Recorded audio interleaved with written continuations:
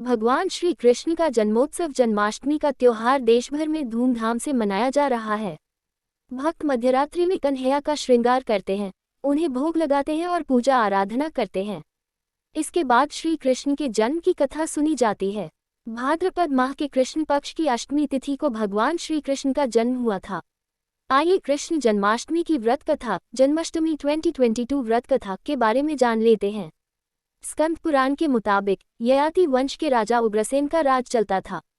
उग्रसेन का सबसे बड़ा पुत्र कंस था, जिसकी चचेरी बहन देवकी थी। कंस अपने ही पिता को जेल में डालकर स्वयं राज करने लगा। वहीं दूसरी ओर कश्यप ऋषि का जन्म राजा शूरसेन के पुत्र के रूप में यानी वासुदेव का जन्म हुआ। आगे चलकर वासुदेव का ब्याह देवकी से संपन्न हुआ। देवकी को विदा करने के दौरान एक आकाशवाणी वाणी होती है, हे कंस, तू आज जिस बहन को इतने प्यार से विदा कर रहा है, कल उसी का 8वां पुत्र तुम्हारे मौत का कारण बनेगा। ऐसा सुनते ही कंस देवकी को मारने के लिए हावी हो गया, पर सैनिकों और वासुदेव के वचन ने ऐसा होने से बचा लिया। वासुदेव सत्यवादी थे, इन्होंने कंस को वचन दिया कि वो अपना 8वां पुत्र सौंप देंगे। वासुदेव जी की बात मानते हुए कंस ने उन दोनों को बंदी बनाने का निर्णय लिया और उनके पास पहरेदार लगा दिए। इसके बाद कंस ने देवकी के सारे संतानों को मारने का प्रण कर लिया। निश्चय अनुसार देवकी के 7 संतान कंस द्वारा मारे गए। इसके बाद देवकी के 8वें पुत्र का जन्म हुआ। भाद्रपद माह के कृष्ण पक्ष की अष्टमी तिथि को रोहिणी नक्षत्र के दौरान मध्यरात्रि में भगवान श्री कृष्ण का जन्म हुआ था। बालक के जन्म लेते ही जेल की कोठरी प्रकाशमय हो गई। साथ ही एक आकाशवाणी सुनाई दी कि तुम बालक को गोकुल में रह रहे नंद बाबा के यहाँ छोड़ आओ। वहाँ एक कन्या का जन्म हुआ है, उसे तुम यहाँ ले आओ।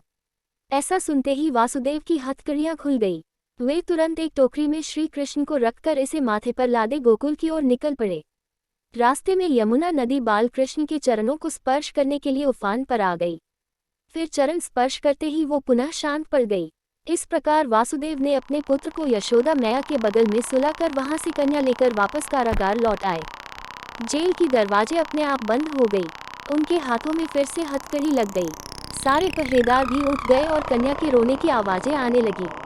सूचना मिलते ही कंस ने कारागार से कन्या को लाया और उसे मारने की कोशिश की, लेकिन वह आकाश में उड़ गई और बोली, अरे मूर्ख, मुझे मारने से क्या होगा? तुझे मारने वाला अब पैदा हो चुका है।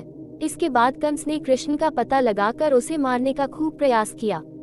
कई दैत्य राक्षस भेजे, लेकिन कृष्ण को कोई मार ना सका। अंततः श्री कृष्ण ने कंस का वध किया और उग्रसेन को पुनः राजा बना दिया। इस प्रकार कृष्ण जन्माष्टमी की व्रत कथा पूरी हुई।